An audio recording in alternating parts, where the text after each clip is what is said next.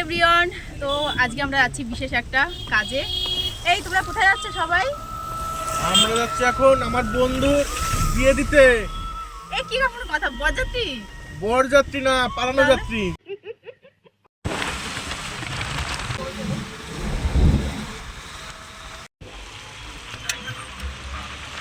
বৃষ্টির মধ্যে বেরিয়ে পড়েছি একদম। একটা বোন আসবে, আর এই বোনটা কিন্তু আজকে একটা মানে এমন একটা পরিস্থিতি তৈরি হবে যে পরিস্থিতির কথাটা আমরা আগের থেকেই বলছি না। তো সেই জায়গা থেকে দাঁড়িয়ে আজকে আমরা ভীষণ আনন্দিত আর এতটাই এক্সাইটেড যে মানে সেই জিনিসগুলো আমি বলতে পারছি না। আমি বিষয়টা বৃষ্টির মধ্যে ভিজে যাচ্ছি, দেখো এই দিনটা আমরা জীবনে ভুলবো না, ঠিক আছে? তো সেই জায়গা থেকে পরের যে ধাপটা সেটা কিন্তু অবশ্যই দেখাবো, ঠিক আছে? কন্টিনিউ দেখতে থাকুন। ওকে, কত টাকা করে? 30 টাকা করে। তো এখন গোলাপ কেনা হচ্ছে।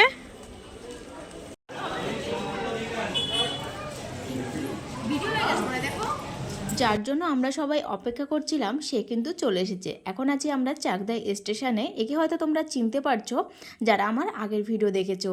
এর নাম জ্যোতি। একে আমরা দেখতে গেছিলাম, তো কিছু সমস্যার কারণে দেখাশোনা করে বিয়েটা হলো না, এভাবে বিয়েটা করতে হচ্ছে ওদের। তো এখন আমরা যাব বাড়ির দিকে, তার আগে কিছু খাওয়া দাওয়া করব আর কিছু শপিং করব।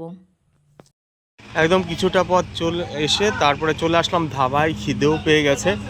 আবার এই যে সবজি ভাত সঙ্গে মাছ থাকবে, এগুলো নেওয়া হয়েছে। আর ওই যে বোনকে নিতে এটা মনে হচ্ছে কলমি শাক ভাজা নাকি ডাটা ভাজা। এখানে একটা বেগুন মনে হয়, আর এই যে পটল আলু ভাজা। হ্যাঁ, অনেক রকম রেসিপি করেছে, তো মেনুটা বেশ ভালোই লাগছে। অসুবিধা হবে মানে খেতে অসুবিধা হবে না, বেশ ভালোই লাগছে। আরে আরে এই স্মৃতি কোনোদিন ফিরে পাবি বল? এই মুহূর্তটা না খাওয়া দাও। এই হাকর বন্ধু আমার লজ্জা পাচ্ছে। আবার আরে তুই পরে আফসোস কর, তোর বাচ্চাকে চলে দেখাবো না? তোর বাবা কত বান্দর ছিল। ইয়া সাকসেস বন্ধু, কেমন লাগছে? স্বাদ ভালো লাগছে? স্বাদ, হ্যাঁ সেই স্বাদ। এখন আছি আমরা রানাঘাট। এম বাজার থেকে দুটো চুড়িদার নিয়েছি, ও যেহেতু কোনো কিছু আনেনি পরার জন্য। তারপরে চলে এসেছি আমরা কলকাতার রেডিমেড সেন্টারে। এখান থেকে বিয়ের শাড়িটা নিয়ে নিলাম। আজকে বিয়ের লগ্ন আছে 8টা থেকে, আজকেই ওদের বিয়েটা হয়ে যাবে। তবে এভাবে বিয়েটা হওয়ার কথা ছিল না, কিছু কারণের জন্য এভাবে বিয়েটা হচ্ছে। এটা কিন্তু কোনো প্রেমের বিয়েও না, দেখাশোনারই বিয়ে। এটা হচ্ছে বিমলের দিদি রীতাদি। ও কিন্তু পার্লারে কাজ করে, ওই সাজাচ্ছে। নর্মাল একটা মেকআপ করবে, নর্মালভাবে বিয়েটা হবে। তো সামনে অনুষ্ঠান আছে বড় করে। তারপরে আমরা চলে এসেছি আরংঘাটা যুগল কিশোর মন্দিরে।